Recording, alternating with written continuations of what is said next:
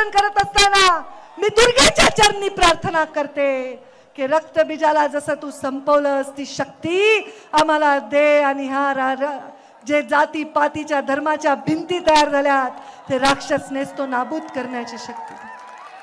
जेव्हा नदीला पूर आला, जेव्हा लोकांच्या घरात पाणी गेलं, मी पाहिलेलं आहे कधी कधी आपत्तीमध्ये इष्टापत्ती असते.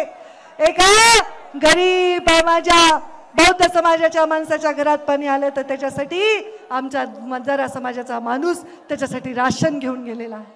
एका गरीब कैकाराच्या घरी पाणी गेलं तर आमच्या गावातले 12 बलुतेदार त्याच्यासाठी राशन घेऊन गेलेत, भांडे घेऊन गेलेत, त्यांना पांघरायला घोंगडी दिली, कंबळ दिलं, काय नाही केलं.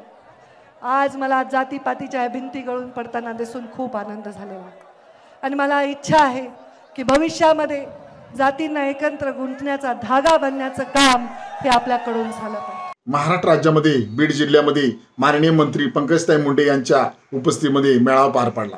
या मेळाव्यामध्ये त्यांनी एक वक्तव्य केलं आहे. ते म्हणत आहेत की ज्यावेळेस नदीला पूर आला त्यावेळेस गरीब बौद्ध समाजाच्या माणसाच्या घरात पाणी शिरले, त्यावेळेस वंजारी समाजाच्या माणसाने त्यांना राशन दिलं.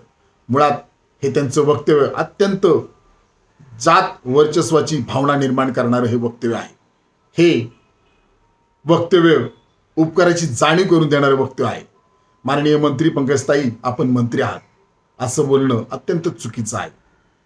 मी आपणास सांगू इच्छितो की संविधान निर्माता महामानव डॉक्टर बाबासाहेब आंबेडकरांनी संविधानाच्या माध्यमातून प्रत्येक नागरिकाला समान अधिकार दिलेले आहेत आणि बौद्ध समाजाने तर डॉक्टर बाबासाहेबांना पूर्णपणे स्वीकारलेला आहे.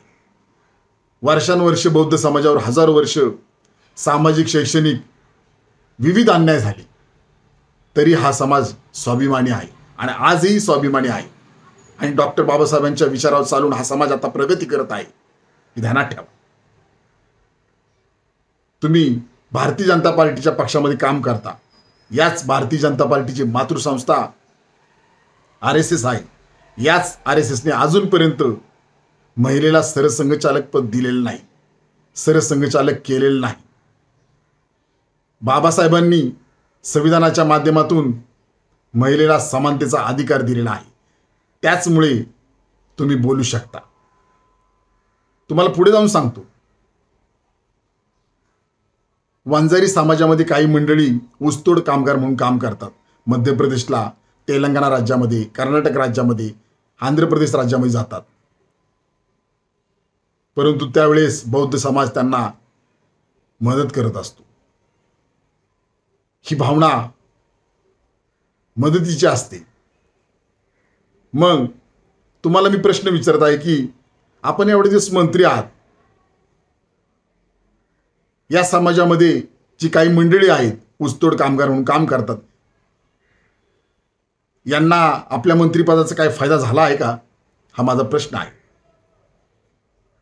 आपल्या खासदारकीचा, आमदारकीचा काही फायदा झाला आहे? तुम्हाला मी सांगू इच्छितो, उपकार शब्द फक्त संविधान निर्माता महामानव डॉक्टर बाबासाहेब आंबेडकर यांना शोभतो. कारण डॉक्टर बाबासाहेब आंबेडकरांनी भारत देशाचे संविधान लिहिले आणि या बहुजनांना न्याय दिला, हे सगळ्यांना माहीत आहे. त्यामुळे तुम्ही जे बौद्ध समाजाबद्दल जे वक्तव्य केलेलं आहे हे अत्यंत चुकीचं आहे. याबद्दल आपण बौद्ध समाजाची जाहीरपणे माफी मागावी अशी मागणी Republican party of India Kharat पक्ष आपणास करत आहे.